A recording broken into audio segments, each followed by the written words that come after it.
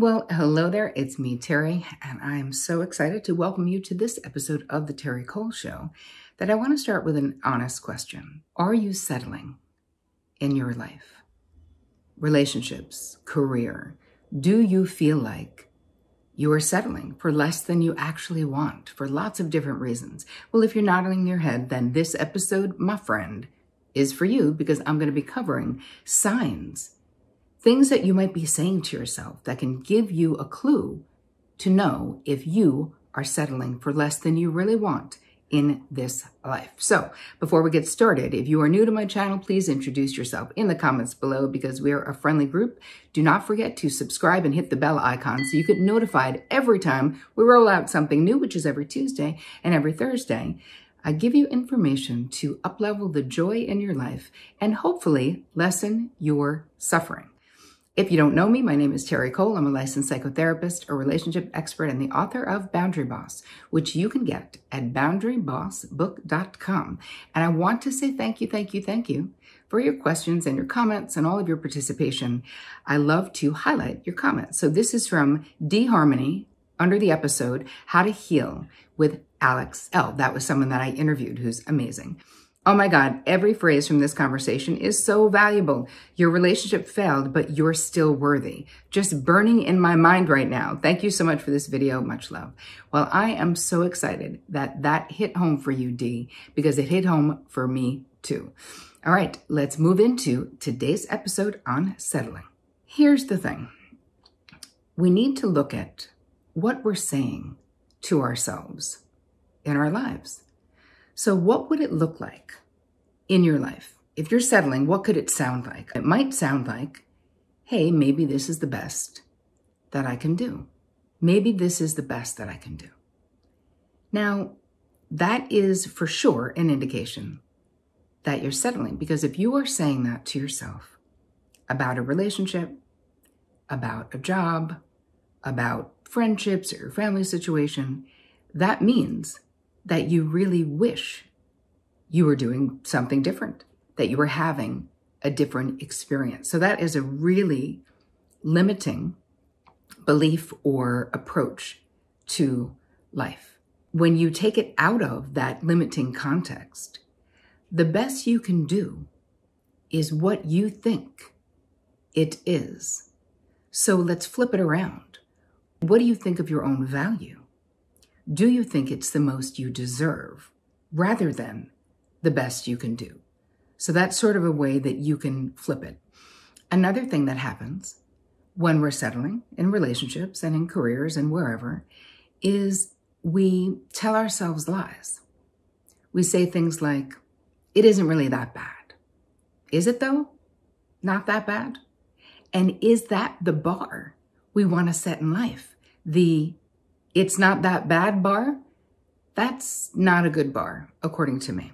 And it also doesn't have to be awful for you to want more, for you to work for more, for you to seek more. Another thing that we say when we're settling is, I can make this work. Sure, you can. The question isn't that. It's should you? Should you make something work? Think about all of the effort, the heavy lift that's implied in that statement. I can make it work. Well, maybe you can, but what we're talking about in this episode is really making the distinction, deciphering whether you should make something work. I think back to old relationships that I was in that I knew somewhere down deep in my heart were not right for me. And people who were not as excited about being with me as they should have been, according to me, but it made me feel bad about myself. And it was like I was kind of willing to do all of the work because I really wanted to be in a relationship at that time, because I kept telling myself like it would get better in the relationship. But when I really think about the thing that I said to myself the most, it was probably, I can make this work, or it isn't that bad. And you know, Vic has this saying, I don't know who originated this saying, but I heard it from my husband, where he says, if you want it bad, you get it bad. And that is sort of a mindset of in a way, with relationships that were wrong for me, how I wanted it bad, quote unquote, was that I wanted to be in a relationship too badly to have a clear vision of what the relationship was really giving me, what I was giving to the relationship, how satisfied I really wasn't in the relationship. But at that point in my life, I'd been single. I didn't want to be alone. I was living in New York City. And so something that started as like, oh, this will just be a fun, maybe just a physical relationship, or, this isn't someone I'm going to end up with. I would always, if I started a relationship like that, I didn't know how to have light relationships. Like I was always kind of a deep gal. So it was like, even if you say, oh, I'm not going to fall in love with this person, or I'm not going to be in a, monogamous or a serious relationship with this person, that would literally be where it always ended up. But I was sort of tolerating behavior that wasn't great for me, did not feel good for me. I feel like in my career, it was much less hard for me to be honest with myself about what wasn't working. And I feel like in relationships, that was sort of my Achilles. And I think many of you, from all the emails and the comments that you make, are maybe the same. And I also wasn't afraid to succeed in my career, where I feel like in relationships, I just felt like I didn't really know how to do it well because I was such a codependent that I just knew how to do a lot, right? But I wasn't necessarily doing it well.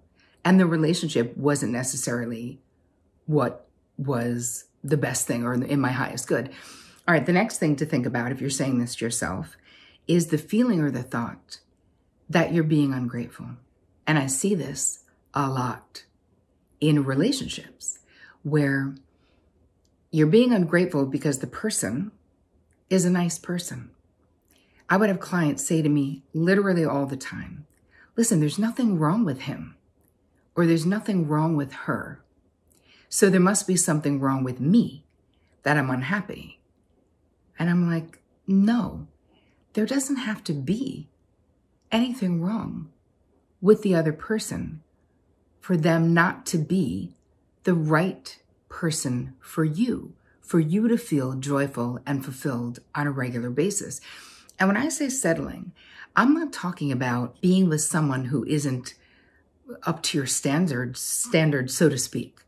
I'm talking about you settling for being unsatisfied because you're afraid to go for what you really want, whether that's in a relationship, whether that is in your career. So think about that, right? We're not talking about settling like I'm better than that person. It's about being with someone you're not aligned with, being with someone you're mismatched with, or being with someone that you're not letting them know who you are. You're trying to sort of fit into, it's like with the boundary quiz. If you guys haven't done it, go to boundaryquiz.com and it'll give you your archetype. But if you're more of a chameleon in relationships, which I have to say in my 20s, I was very much like that, where it's almost like I really wanted to be what I thought the other person wanted me to be. And I definitely wasn't conscious of that. Because of course, if you're conscious of it, you would, anybody, even if you hadn't had a lot of therapy, would know that that's not healthy because you also can't sustain that. I had a therapist who talked to me about this process of erecting or building the false self in our relationships. And I feel like I really got really good at that in my 20s, where I was so intuitive and I was such a codependent. I was so aware of what someone else was looking for. And so I basically could shapeshift and morph myself into being the kind of person they would continue to desire or to want. And so even if I was with a boyfriend who, I remember I was dating someone once and we were going out, and I literally, this is a true story, I remember him saying something to the effect of, "Are you going to put on makeup?" And I was like, oh my God, obviously you think I need to put on makeup. Now, decades later in my life, if someone said that to me, we would have an honest conversation about what they're actually saying. But I took it so personally, it hurt my feelings. I was like, of course, I was just going to put some on, And it's like, in that moment, I realized like this guy is looking for a chick who is done to the nines, all the time. And I'm not that person. And I don't want to, like, even though I was a chameleon, I wasn't willing to do that. I soon ended that relationship because I was like, oh, this person is not attracted to me if I'm not made up with like red lipstick on. Oh, wow. Like, I don't want to do this forever. But in other subtle ways for a long time, I was doing that. I was sort of hiding my real self, as Bev would say, my old therapist, behind the false self.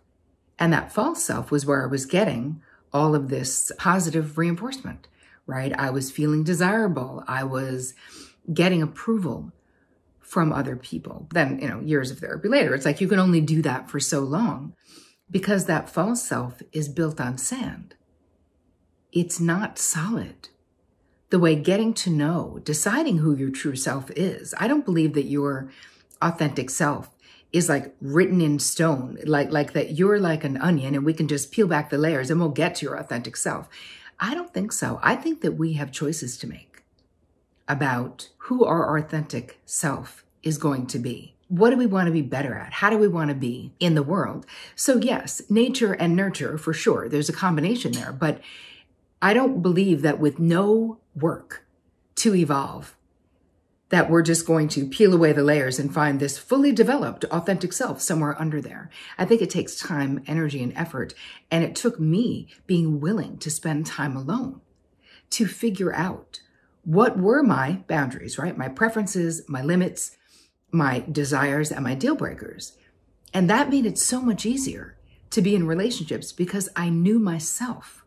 So I was able to come from my actual desires. What did I want? How did I want to live? How did I want to relate to others? And so much of that changes when you figure out how to relate to yourself, hold yourself in high esteem, live a life and make choices that you're proud of. It makes it so much easier to have a good relationship with yourself and then not settle in your friendships, romantic relationships, or your career. And I see this also with the career stuff where there's so much compare and despair with clients where they'll be like, I have other people who are out of work. So I'm ungrateful to be thinking about making a move or wanting to be an entrepreneur, or is it just a pipe dream? Again, all of this safety, but keep in mind, this is such a limiting story to tell yourself because you can be very strategic about leaving a job and becoming a solopreneur or whatever that is that you want to do, or leaving that job and getting a better job. Just because you make a decision that you're sort of settling and that you don't want to settle, that doesn't mean you have to leave your job today, right? That doesn't mean you need to open your online store or consulting business today, but it means being honest with yourself that you're unsatisfied and that potentially you've outgrown that job. Maybe you do want to work for yourself. Maybe that is your dream. And I think that we have to be honest with ourselves, or we're going to continue settling for what other people think is enough. And it's got to be what you think is enough for you. So what can you do instead, right? We already started with, you can acknowledge the truth about how you feel about a relationship or your career, whichever one it is. Face your fear. Get into it. What am I afraid of? I'm afraid to hurt their feelings. Okay. I'm afraid to lose our mutual friends. Okay. If you're thinking about getting a divorce, I'm afraid of all of that. Okay. You can be. But now write about what would it look like? How would you do it? What are the right steps that you have to take to get prepared to make a change in your career? Oh, you need to save money. Great. Start saving money with the specific intention of using that if you have a gap between leaving this job and getting another job, right? There are strategic moves that you can make, but you have to face your fear in order to make them. Challenge yourself. Challenge the smallness of your dreams. I challenge you to dream big. I had this experience with Deepak Chopra many years ago where he basically said, Vic and I were at this, kind of a small group thing with him, and he was saying, if money and time were no object, what would you spend your time doing? And I was like, I would not be doing what I'm doing, that's for sure. But it made me realize that a lot of why I wasn't making the move from being a talent agent, because that's what I used to do. That was the known thing. That was considered very prestigious. I was making a lot of money. My fear was not making a lot of money. What would that look like in my life? Could I do that again? But when I really challenged the smallness of my dream, because I didn't want to stay in entertainment, even though I had a great run and it was great while I was there. But then the last couple of years, I was like, I need to get out of here because this is not what I'm meant to do. And I got sure about that in my own inside. I was like, there's got to be something that's more satisfying. What lights me up? Helping people. Part of that was how I decided to go back to school, become a psychotherapist, open a private practice. And that was 25 years ago. And then, all of my public platform and stuff came out of that. It was like I couldn't remove my fear, that scarcity fear, to see that dream clearly until he asked me if time and money were not. Oh, and he also said, no, there was another thing to that. If you knew failure wouldn't happen, like you knew time, money, and failure was not going to happen, you knew you would succeed, what would you do? Because that took away a lot of the limiting fears that I had. Another thought, if you want to make this change, get a coach, get a mentor, right? Get a group, a supportive group of human beings who are literally in your front row, wanting you to win, sharing strategies with you, like a group, a mastermind group. I actually have one that's starting this month, actually, called Flourish. You can check it out, terricole.com/flourish, for ambitious women who want to do it all, but be less exhausted, who want to have more joy, more success, and to be with like-minded, like-hearted women, cheering them on. It's a 6-month experience. Hey, it's not for everyone, but if it sounds interesting to you, go to terricole.com/flourish. Anyway, the last thing I want to say about this is that in your heart of hearts, if you're making excuses for your career, for your relationship, if you are letting your fear be the driver in your life. And what I hope that this episode does for you is inspires you to think outside of that fear box and realize that you can create anything you want. Why not you? Why not you? There's no good reason. It's all about what you think about. So I hope that this episode added value to your life. I hope it inspired you. If Flourish is interesting to you, go check out the landing page with all the info on it, terricole.com/flourish. Let me know your thoughts on settling. Do you feel like you are? If you were settling and you got out of it, tell us how you did it. You know where I hang out, mostly on Instagram. Leave your comments in all the places. Thank you for being here. And as always, take care of you.